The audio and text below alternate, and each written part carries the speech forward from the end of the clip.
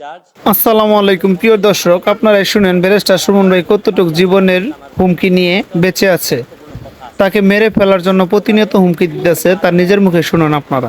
বেলা আমাকে বসে আমাকে বললেন, আমাকে একটা মেসেজ দেখালেন যে উনাকে একটা লোক 2-3 দিন ফোন করার পর উনি যখন আমলে নিচ্ছিলেন না, তখন উনারে একটা মেসেজ দেয় যে ওই লোকটা, অজ্ঞাতনামা লোকটা আমার সাথে দেখা করতে চায়, কথা বলতে চায়, দেখা করতে চায় না, কথা বলতে চায়।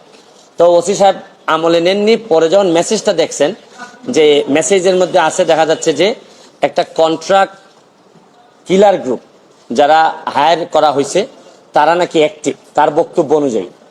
তো ওসি সাহেব আমারে উনার ফোন দিয়ে ওই অজ্ঞাতনামা ব্যক্তির সাথে ফোনে ধরাই দিলেন।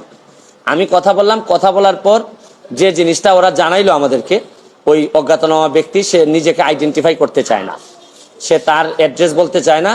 সে বলে যে আমি নিজেও ওই কিলার গ্রুপের মেম্বার ছিলাম, যখন আপনার নামটা আসছে আপনাকে হত্যা করতে হবে, তখন আমি বলছি যে না, আমি এটা পারবো না। কারণ উনি, ওই লোকটা সিলেটি, সে আমার কাজকর্ম সম্পর্কে জানে, এই জন্য সে কোনোভাবে রাজি হয় নাই।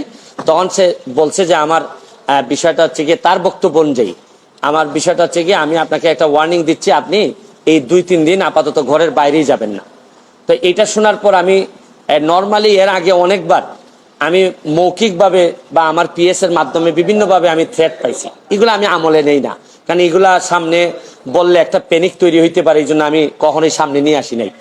এইবার যখন আমার এলাকার ওসি সাহেবের মাধ্যমে আসছে, তখন আমার কাছে মনে হয়েছে যে মানুষ যখন কখনো কোনো ওসিরে, নর্মালি তো কেউ ফোনই দেয় না, তার উপর যখন সে এইরকম একটা মেসেজ দিছে, তখন আমার মনে হয়েছে, আমার এখন মনে হয়েছে যে সিরিয়াসলি একটা পটেনশিয়াল থ্রেট, আমার এটা অবশ্যই আমলে নিতে হবে। তো এই জন্য আমি ওই দিন, পরের দিন সকালেই আমি ঢাকা চলে আসি, সংসদ ভবনে চলে আসি। এসে আমি এর ভিতরে আমি পুলিশের ঊর্ধ্বতন কর্মকর্তা যারা আছেন তাদের সাথে আমি কথা বলি। তো এরপরে আমি জিডিটা আমি গতকালকে করছি। কিন্তু আমার যে জায়গাটাতে প্রশ্ন হচ্ছে, দেখেন, আমি একজন মেম্বার অফ পার্লামেন্ট। পুলিশ যখন, আমার এলাকার ওসি সাহেব যখন জানলেন কোনো একটা মারফতে যে আমার একটা লাইফ রিস্ক আছে, তখনই কিন্তু উচিত ছিল যে উনি এসপি সাহেবের সাথে আলাপ করবেন।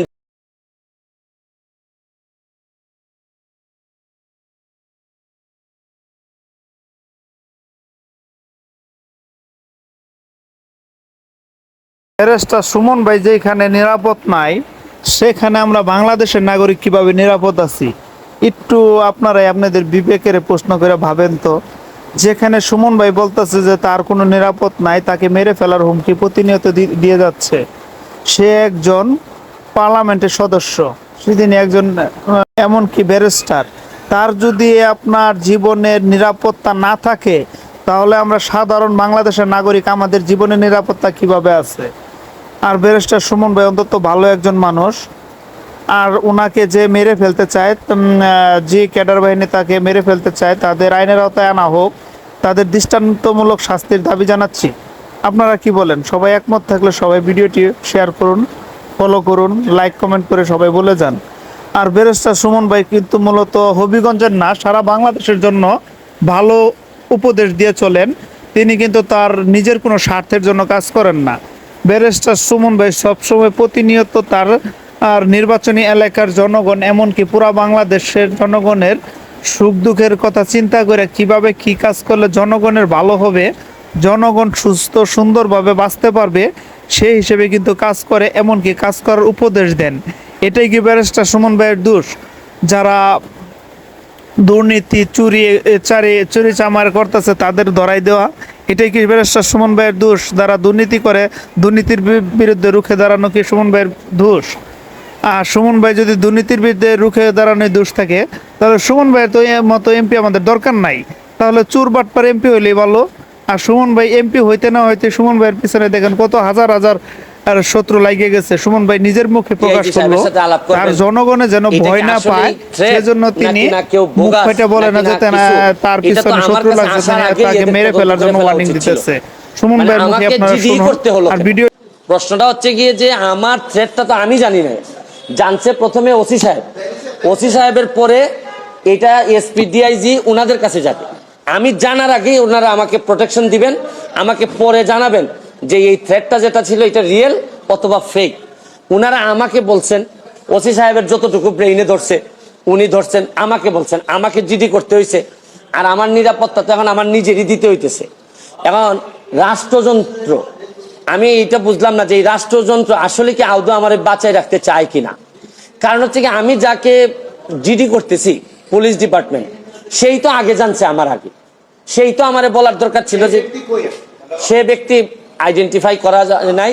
পুলিশ মারফত কখনো শুনলাম যে ওনারা নাকি ট্রেকিং করে, কখনো বলছেন যে পাহাড়তলি চট্টগ্রামের, তারপরে কখনো বলতেছেন তার বাড়ি এই বড়লেখা বা সিলেটের কোন জায়গায় যেন। তা আমার বিষয়টা হচ্ছে গিয়ে যে দেখেন, এই দেশে বঙ্গবন্ধু মারা গেছেন, তার পরিবার সবাই মারা গেছে। আমার হবিগঞ্জের শাহ এম.এস. কিবরিয়া সাহেব মারা গেছেন, আমরা তো কোনো প্রোটেকশনই দিতে পারি নাই।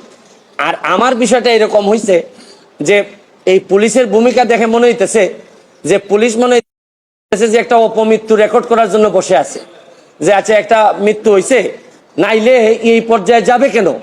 আমি কি করতেছি না করতেছি সব পুলিশ এবং এনফোর্সমেন্ট এজেন্সির নখদর্পণে থাকবে।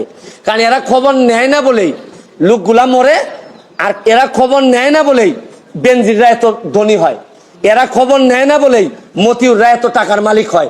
কারণ এরা তো থাকে কারে কোন জায়গায় বদলি করবে, কারে কোন জায়গায় জায়গা মতো নিজের লোক সেট করলে অনেক টাকার বাণিজ্য হবে, এইসব অভিযোগ এদের বিরুদ্ধে।